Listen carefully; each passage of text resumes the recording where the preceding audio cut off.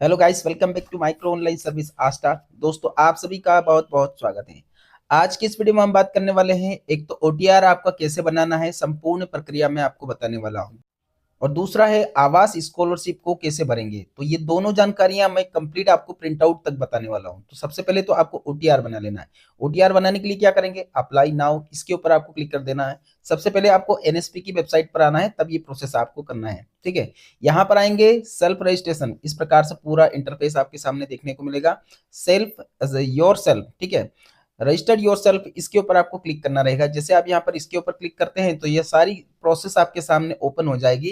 यहाँ पर कुछ गाइडलाइंस वगैरह रहती है, आप पढ़ लेना। यहाँ पर इन दोनों के ऊपर टिक मार्क लगाएंगे, इसके बाद में यहाँ से नेक्स्ट करेंगे। नेक्स्ट करने के बाद में आपका जो मोबाइल नंबर है, मोबाइल नंबर को आपको यहाँ पर एंटर करना रहेगा। जो भी आपका मोबाइल नंबर है वो डालेंगे, ऐसा कुछ नहीं कि आधार कार्ड में नंबर अपडेट हो तो। ठीक है, यहाँ पर एक ओटीपी आएगा, उस ओटीपी को इंटर कर देना है। इसके बाद में यहाँ पर आपको वेरीफाई कर लेना है। वेरीफाई करेंगे, जिसे आप वेरीफाई करते हैं तो यहाँ पर ओटीपी वेरीफाई सक्सेसफुली आ जाएगा।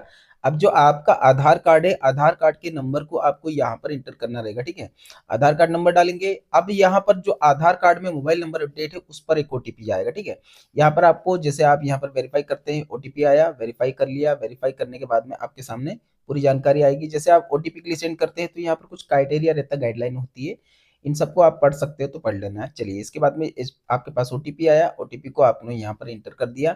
इंटर करने के बाद यहाँ पर इसे वेरीफाई कर लेना है। जैसे आप यहाँ पर वेरीफाई करते हैं तो आपके सामने ऐसा लिखा हुआ आ जाएगा, वेरीफाई सक्सेसफुली। आपका जिस बैंक से आपका अकाउंट सीट्स है, मतलब लिंक है, वो यहाँ पर डिस्प्ले होगा। यहाँ पर कुछ जानकारियां, तीन बेसिक जानकारियां आपको ऐड करना रहेगा। मदर्स नेम यहाँ पर आपको इंटर करना रहेगा, फादर्स नेम यहाँ पर आपको इंटर करना रहेगा। यहाँ पर आप अपनी जीमेल आईडी डाल सकते हो, आपके पास हो तो डालिएगा, अगर आपके पास नहीं हो तो छोड़ देना, हो तो डालें, नहीं हो तो छोड़ दीजिएगा, कोई प्रॉब्लम नहीं। जो भी आपका बैंक है, जिससे भी आपका बैंक अकाउंट जो आधार कार्ड से लिंक है, वो आपको यहाँ पर डिस्प्ले होगा। यहाँ पर देख सकते हैं, ये मैपिंग की पूरी जानकारी देखने को मिल जाएगी। अब आपको करना क्या रहेगा, फाइनलाइज करेंगे। फाइनलाइज करने के बाद ये जानकारियां, सिर्फ तीन जानकारियां आपको देना रहेगा और कुछ नहीं। यहाँ पर आपको फाइनलाइज करेंगे। फाइनलाइज करने के बाद में जैसे आप प्रोसेस करते हैं, आपके सामने एक नंबर जनरेट होता है। अब ये आप समझो कि ये वाला जो नंबर जनरेट होता है वो आपको यहाँ पर रेफरेंस नंबर होता है। ठीक है, ये कोई ओटीआर नंबर नहीं होता है। इसके बाद से एक और प्रोसेस से आपको गुजरना होगा, जिसे हम बोलते हैं ऑथेंटिकेशन प्रोसेस। तो ये जो आपके सामने जो डिस्प्ले हो रहा है वो है सिर्फ रेफरेंस नंबर। इस रेफरेंस नंबर का स्क्रीनशॉट ले लीजिएगा, या आप चाहें तो इसे नोट करना चाहें तो नोट कर लीजिएगा, जैसा भी हो। अब एक एप्लीकेशन आपको डाउनलोड करना रहेगा। यहाँ पर आएंगे, आपका जो भी प्ले स्टोर है आपके मोबाइल में, प्ले स्टोर पर जाएंगे। सबसे पहले प्ले स्टोर पर जाने के बाद में पूरी जानकारी, एक ऐप आपको डाउनलोड करना रहेगा। इसमें एक ऐप के साथ मैं आपको दूसरी ऐप भी दिखाऊंगा, दो जानकारियां रहती है, तब आपका जो है ऑथेंटिकेशन सक्सेसफुली होता है। ठीक है, यहाँ पर आपको सर्च वाली बटन के ऊपर क्लिक करना रहेगा। जैसे आप सर्च वाली बटन के ऊपर क्लिक करते हैं तो आपके सामने यहाँ पर आपको लिखना रहेगा NSPOTR ऐप। अब यहाँ पर देखिए, एनएसपी ओटीआर ऐप भी आपको डाउनलोड करना रहेगा, और इसके नीचे जस्ट नीचे देखेंगे तो यहाँ पर एनएसपी आधार फेस आईडी आरडी सर्विस, ये दोनों चीजें आपको करना रहेगा। आरडी नहीं करेंगे तो आपका फेस ऑथेंटिकेशन वहां नहीं होगा। ये दोनों चीजें आपको करना रहेगा, सारी सिक्योरिटी वगैरह इनेबल करनी रहेगी, उसके बाद में आप प्रोसेस करेंगे। यहाँ पर देखेंगे, मेरे पास पहले से ओटीआर का ऐप है तो मैं यहाँ पर ओपन करूंगा। आपके पास नहीं है तो आपको डाउनलोड करना है। डाउनलोड करने के बाद ओपन वाला सिस्टम आपके पास भी ऐसा ही दिखेगा। राइट, यहाँ पर देखेंगे आपके पास में, जैसे आप लॉगिन करते हैं कंप्लीट हो जाता है उसके बाद, तो यहाँ पर आपके सामने लिखा हुआ आता है eKYC बाई फेस ऑथेंटिकेशन। अब आपका फेस ऑथेंटिकेशन करना रहेगा आंखों के द्वारा। ठीक है, आई आई थ्रू आपका फेस ऑथेंटिकेशन होगा। रेफरेंस नंबर जो आपके पास पहले आया वो डालेंगे। एक ओटीपी आपके पास जनरेट करना रहेगा, उसके बाद आपको नेक्स्ट करना रहेगा। मैं बता भी देता हूँ, यहाँ पर रेफरेंस नंबर हमने आगे बढ़ाया, ओटीपी सेंड किया, ओटीपी आपके पास आया। ओटीपी आप यहाँ पर एंटर करने के बाद आपको यहाँ पर नेक्स्ट कर देना है। जैसे आप नेक्स्ट करते हैं, यहाँ पर आपका नाम वगैरह सब आपको डिस्प्ले होगा। यहाँ पर देखेंगे आपका eKYC अभी भी कंप्लीट नहीं हुआ है। जब तक आप यहाँ से प्रोसेस करते हैं ना, eKYC नहीं कर लेते, तब तक नॉट वेरीफाई दिखाएगा। प्रोसेस टू फेस ऑथेंटिकेशन, इसको आपको क्लिक करना है, इसके बाद ही आपकी केवाईसी होगी।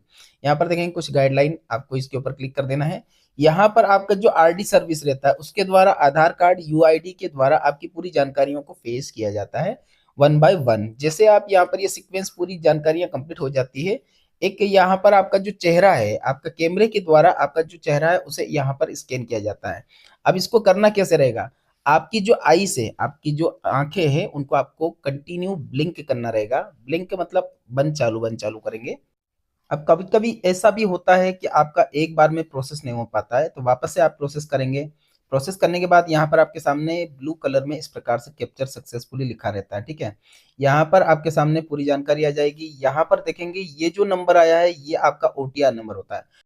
अब इस नंबर को आपको नोट डाउन कर लेना है। आप चाहें तो इसका स्क्रीनशॉट ले लें, आप चाहें तो इसको नोट कर लीजिएगा। जो भी आपकी सिचुएशन बने उसी के अकॉर्डिंग इसको आपको संभाल कर रखना है। आगे आपको बाद में काम भी आता है, हर बार काम आएगा। अब आपको करना क्या रहेगा, आपकी जो वेबसाइट है जहां से हम फॉर्म भर रहे हैं एमपी टास्क, वहां पर आपका ओटीआर नंबर और अपार आईडी इन दोनों को आपको लिंक करना रहेगा। कैसे करेंगे वो समझिए।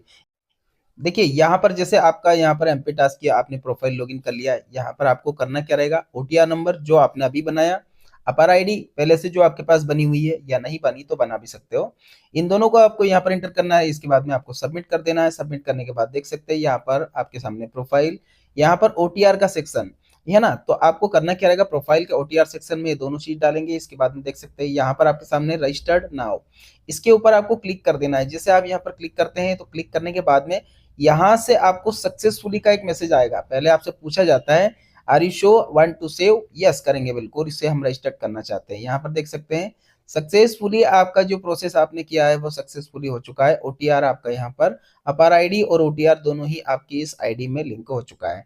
अब यहाँ से आपको फॉर्म भरना है, कैसे क्या करना है पूरी जानकारी मैं बताऊंगा।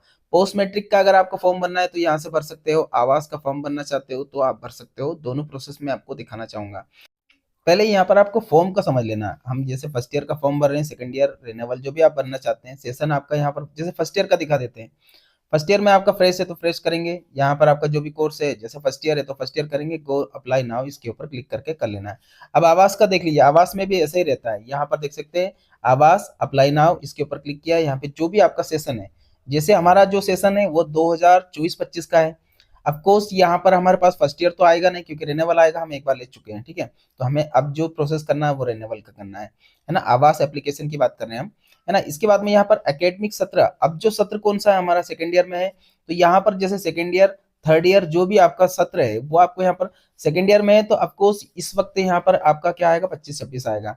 अब इंस्टॉलमेंट की बात करें तो हम फर्स्ट इंस्टॉलमेंट हमने लिया नहीं लिया, नहीं लिया अभी तक हमने इस सेशन का, तो हमने यहाँ पर दो दो इंस्टॉलमेंट मिलती है इसमें, ठीक है। तो हमने यहाँ पर फर्स्ट इंस्टॉलमेंट के लिए हम अप्लाई करेंगे।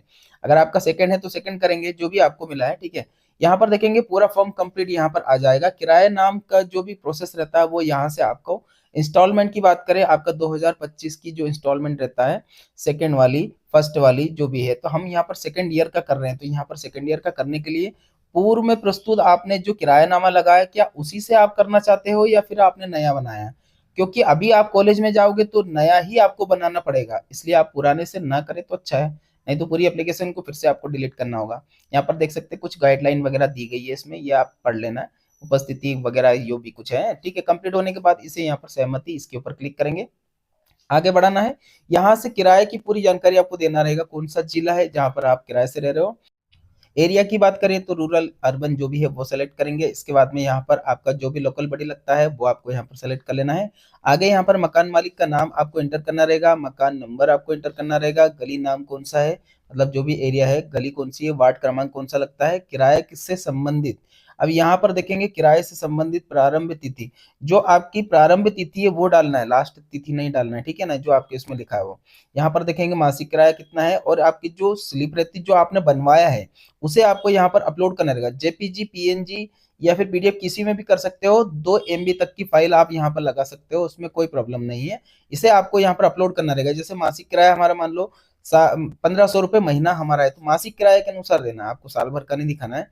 कंप्लीट होने के बाद यहाँ पर आपको आगे बढ़ाएं और सुरक्षित करें, इसके ऊपर आपको क्लिक कर देना है। जैसे आप यहाँ पर इसे सुरक्षित करते हैं, एक बार फिर आपसे पूछा जाता है क्या आप इसे कंप्लीट करना चाहते हैं, नवीनीकरण को इसे अपडेट करना चाहते हैं, बिल्कुल करना चाहते हैं, इसीलिए तो हम आवेदन कर रहे हैं। इसे यहाँ पर आपको सेव कर लेना है। सेव करने के बाद इस प्रकार की पूरी जानकारी आएगी। यहाँ पर प्रॉपर तरीके से एक बार आपका सबमिशन मांगा जाता है, फिर से आपसे एक बार और पूछा जाता है कि आपने जो भरा है एक बार और चेक कर लीजिए, कुछ गलती वलती तो नहीं है। ऐसा कुछ नहीं है तो आप यहाँ पर सबमिट करेंगे। सबमिट वाली बटन के ऊपर जैसे आप यहाँ पर क्लिक करते हैं, उससे पहले ये दोनों जानकारियां आपको चेक कर लेना है ऊपर की, ठीक है। कौन कौन से सर्टिफिकेट लगाया, सही से लगा है या नहीं लगा है प्रॉपर तरीके से। इसके बाद में इसे सबमिट करना रहेगा। क्या आप इसे सबमिट करना चाहते हैं? बिल्कुल करना चाहते हैं, यस करेंगे। यस करने के बाद में आपकी जो जानकारियां है वो कंप्लीट हो गई है। यहाँ से आपको प्रिंट का ऑप्शन रहता है, आप बंद भी कर सकते हो प्रिंट पे, तो हमें तो प्रिंट आउट भी निकालना है। हमने यहाँ पर प्रिंट के ऊपर क्लिक किया तो हमारा जो प्रिंट आउट हमारी जो स्लिप रहती है वो हमारे पास यहाँ पर आ जाएगी। इस स्लिप को निकाल लेना है। अब इसके बाद में वो जानकारी सुन लीजिए कि जिनके लिए मैं आपको इस वीडियो को कंप्लीट मार्गदर्शन बताना चाहूंगा। अब यहाँ से आपको फॉर्म को कहाँ कहाँ और आपको कुछ करना रहेगा, जैसे आपको थाने में जाकर के क्या करना रहेगा। यहाँ से आपका एक फॉर्म रहता है किराएनामे का। किराएनामे का इस प्रकार का एक फॉर्म रहता है, वो आपको कॉलेज से मिल जाता है। कॉलेज में जाकर के ले लेना, वहां पर आपकी पूरी जानकारियां भरनी पड़ती है सबका क्षेत्र का अनुसार। ये फॉर्म थोड़ा सा अलग रहता है, इसमें आपका नाम वगैरह पूरी निवासी की पूरी जानकारी देंगे इस प्रकार से, ठीक है। और थोड़ा सा ये बड़ा फॉर्म भी है, तो नीचे की तरफ आएंगे मकान मालिक का नाम, नगर वगैरह सब कुछ आपको यहाँ पर फिल कर देना है। ये तो सबका अलग अलग रहता है, आप अपने अनुसार आपको भर लेना है, ठीक है। तो यहाँ पर थोड़ा सा नीचे आएंगे तो इसमें किराए की जानकारियां भी रहती है। यहाँ पर आपका किराएदार मतलब आप स्वयं हो किराएदार, तो मकान मालिक जो रहते हैं उनका भी यहाँ पर नाम लिखना रहेगा। किराएदार का भी यहाँ पर आपको जो नाम रहता है वो भी आपको यहाँ पर फिल करना रहेगा। यहाँ पर देखेंगे जो साक्ष्य मतलब दो गवाह कोई भी हो आपके मित्र वगैरह, तो उनका आपको यहाँ पर गवाह का नाम भी लिखना रहेगा, ठीक है। इसके बाद में जो पूरी जानकारी यहाँ पर हो गई है, अब इसके बाद में आपका जो कॉलेज है, कॉलेज में जाकर के इसे सबमिट करना है। ये तो आपका कॉलेज का हो गया। एक पुलिस स्टेशन का फॉर्म भी मैं आपको आगे दिखाऊंगा, ये वाला, ठीक है। Application form for police clarification certificate PCC, ठीक है। इस फॉर्म को भी आप यहाँ से गूगल से भी डाउनलोड कर सकते हो या कॉलेज से ले लो।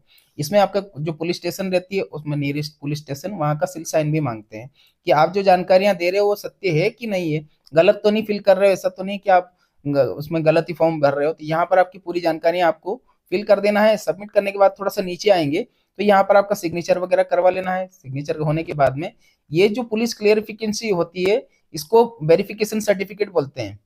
ये वेरिफिकेशन होने के बाद में आपको आपका जो कॉलेज है उसमें जाकर के जमा करना है। एक तो ये लगेगा, एक मैंने इससे पहले आपको दिखाया था घोषणा पत्र, वो लगेगा। इन दोनों चीजों को और जो स्टार्टिंग में आपने जो फॉर्म की स्लिप निकली थी वो, इन तीनों को आपको कॉलेज में जाकर के जमा करना रहेगा। ये सारी प्रोसेस करते हैं, इसके बाद में आपका जो पैसा है वो आपके खाते में आता है, ठीक है। तो आज के लिए इतना ही। वीडियो अच्छा लगे तो एक लाइक करके चैनल को सब्सक्राइब जरूर करें, वीडियो को लाइक करें। धन्यवाद आप सभी का वीडियो देखने के लिए। आपका दिन शुभ